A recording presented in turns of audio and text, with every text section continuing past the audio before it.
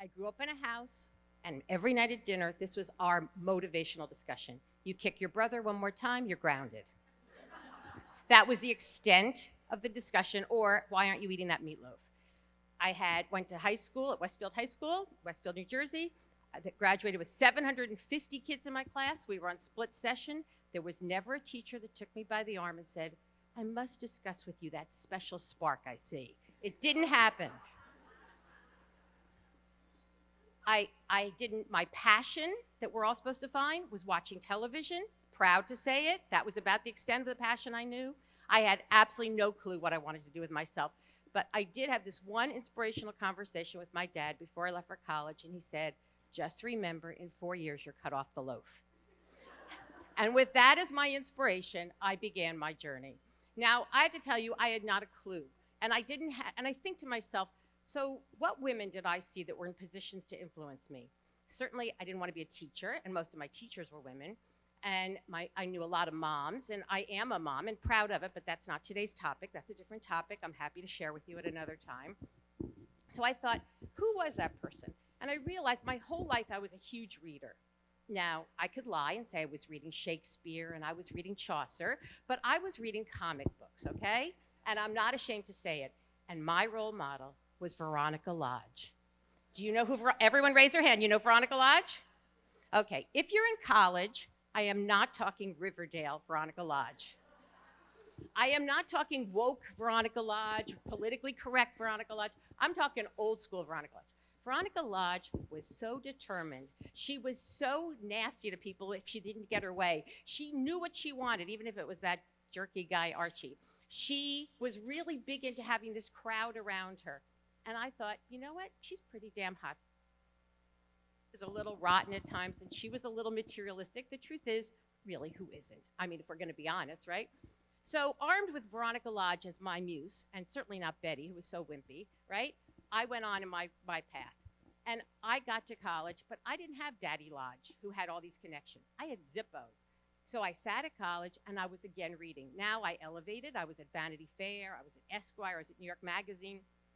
And I kept ripping out articles about people that sounded cool.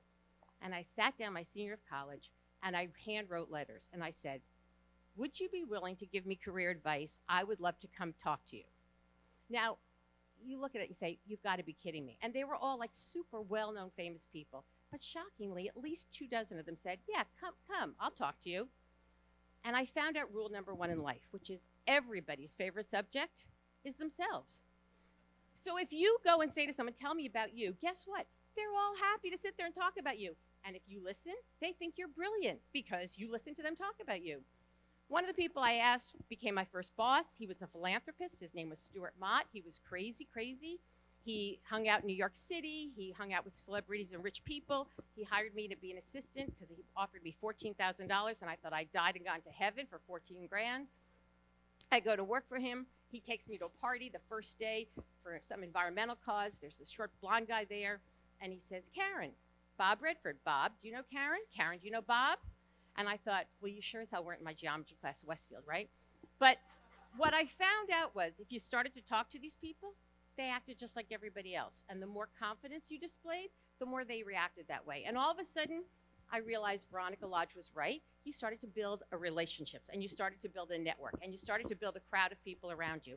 It's just that I was exposed to some pretty cool people. After 3 years, I realized this is a stupid job, okay? This is not getting me anywhere. So I took a job at a political party. I thought that would be really interesting. I had a boss. She would breeze in, breeze out. The big bosses would call. I'd have to fake it and say she was in the office. Oh, she's in the bathroom. Can I help you? Oh, she's in the bathroom, always. And then about 6 months later, they figured out she was not really in the bathroom, and I got her job. And that was my second lesson I learned, which is it really makes a difference to show up, to be there, to be present, and to, even if you don't know what you're doing, to try your damnedest. So then again, that wasn't a career, and I was like, now I'm getting older, and I still don't know what I'm doing. I have no passion. I end up finding a job working on Wall Street. I was going to be in the communications department of the stock exchange. I had never been below 14th Street in my life. I didn't even know how to get around. Quite Veronica sounding, I know, but I hadn't been. I didn't know what a regulated company was. I didn't know what a regulator was. I didn't know what insider trading was. But I figured, how hard could it be? I'll learn. And I learned, and I loved it, and I stayed, and a couple of bosses later and a couple of events later, I get promoted, and I become head of corporate communications for the stock exchange. Really cool job. Everybody thinks, oh, this is so cool and amazing. And then I moved to New Jersey, and I say, I have 2 kids now. I don't really feel like commuting anymore. And I get a phone call from this growing network of mine, of friends that I've made, and they said, somebody's running for governor. If you want to come help out, maybe you could meet people. So being Susie social and always having good social skills, I said, all right, I'll go make friends. And I bring the kid in the baby carrier because I think I'm going to nurse in the bathroom. I mean, it's so stupid of me. You know, that is not how it works in the world of male politics. And I start to work for a guy who runs for governor. And the end of the story is he wins. It's amazing. And I work for him for a few months. And then I say, I hate government. And now I'm like getting panicked. OK, now I've not hated, but I've decided all those jobs were not for me. So he runs again the second time. I go to help him. He loses. He can't make payroll. And he says, take a desk, take a computer, and maybe it's time you should do something on your own. And I thought, maybe it is, but I don't know what I'm going to do. So I sent out emails to almost everybody I knew. And I said, listen, if anybody needs help, call me. I didn't even know what that meant. I mean, they could have called me and said, can you sew? I mean, I didn't know. And I get a call from a friend of a friend. And he said, a friend of mine just bought a business. And he's really excited. He put his life savings into it. And the guy he bought it from is getting indicted. And he doesn't know how to handle it. Now, most people would say, oh, my God, me? I said, yes, that sounds great. He's getting indicted. I can help. And I thought, what am I going to do? So I said, I'll help. I'll help him draft letters to all of his customers. I'll help him handle the press. I'll help him this. And that's how Evergreen was formed. Now I'm going to flash forward and say it's 26 years later. And we're the crisis communications business. And I don't like what I do. I love what I do. When words like subpoena come across my desk or indictment, I am joyful, gleeful. Now, not gleeful because people are going through hard times, although some of them might deserve it, but gleeful mostly because it's an incredible opportunity. I learned to speak Lebanese, which is a language that I love. I have a whole group of people, and one of them, Aaron Friedlander, is here somewhere. And by the way, for all you students, we do take interns, but you have to sign NDAs, so you can't talk about how cool it is. So really, how good is that for most of you? We represent high-profile people all over the world. To the first speaker about hustlers, if those of you saw the movie Hustlers with Jennifer Lopez, that was one of our cases. And I can tell you right now, none of those strippers look like Jennifer Lopez in real life.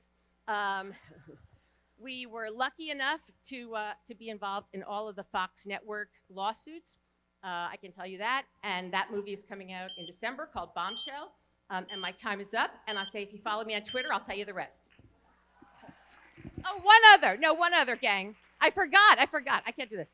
I want you all to remember to keep your muse close at heart. How could I forget this? My office gave me such shit for this. Ready?